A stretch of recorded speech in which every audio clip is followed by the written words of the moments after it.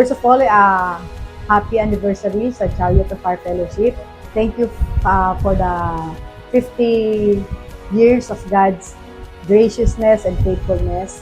I'm Gina Lopez, 35 years ng Christian. Nakakilala ko sa Panginoon ng year 1991. Ako po si Lisa Samson.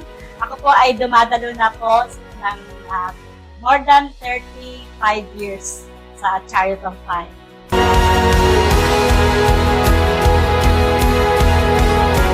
Nag-start yung Women Empowerment Ministry ng Chariot of Fire September of 2022, 2023 I guess, no? Sorry. 23, 24, 25, 26.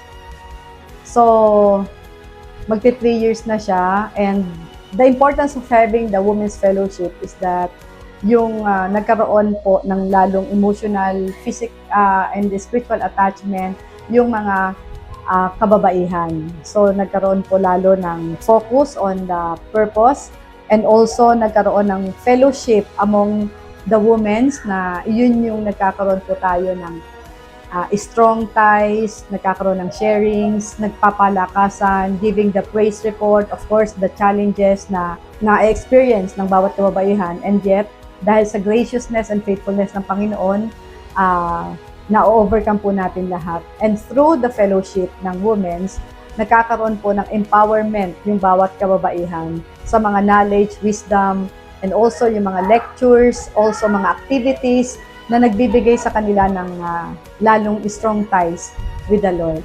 Yung pong pagdalo po namin sa Women's Empowerment ay napakalaki pong tulong sa amin pong spiritual kasi mas lalo pa po kaming lumago at mas lalo pa, marami pa po kaming natutunan patungkol po sa amin pong spiritual na buhay. Malaking kalakasan po sa aming spiritual na buhay po. Malaking tulong po sa aming spiritual na buhay ang amin pong women's empowerment.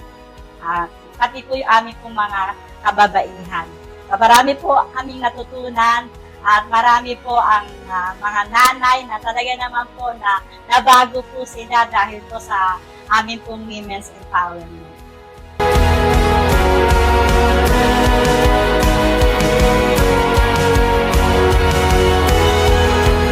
Yung women empowerment, lalo po akong naging mas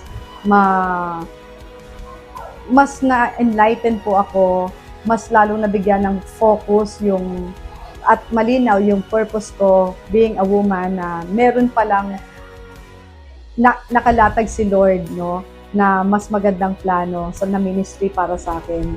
So, matagal ko nang naiisip yon, pero hindi ako nag-step up in faith until such time na talagang binigay sa akin ng Lord na, yes, you have to start because He will pave the way para mas maging successful yung ministry na to. And of course, through the help of the staffs, lahat ng mga sisters in Christ, at of course, yung mga attendees natin sa church, nagkaroon talaga ng mas matibay na assembly, fellowship yung mga kababaihan sa Chariot of Fire. And me, as a mother, mas lalo ko nakita, no, na mas nakatulong siya kasi yung napag-uusapan natin dito, yung napag-aaralan natin dito, mas nagkakaroon po tayo ng wisdom, no, na ma-implement, maisabuhay yung mga napag-aaralan natin. At nakakapagpalakas din sa akin, personally, yung mga naririnig kong personal testimonies ng bawat kababaihan ng Christ Chariot of Fire Fellowship. Kaya ako mismo, lumalakas din ako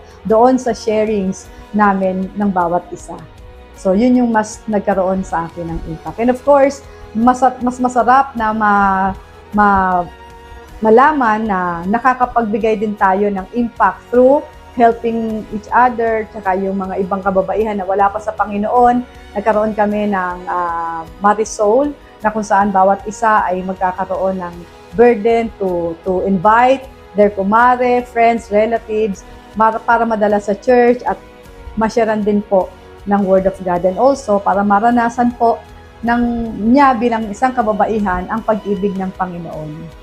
I-invite ko po ang bawat mga kananayan or kababaihan para po dumalo po sa amin din pong women's ministry upang kayo din po ay na-experience niyo po yung mga na-experience po namin bilang mga nanay at mas lalo pa po kayong lumago at marami pa po kayong matututunan sa aming pong Women's Fellowship. Salamat po.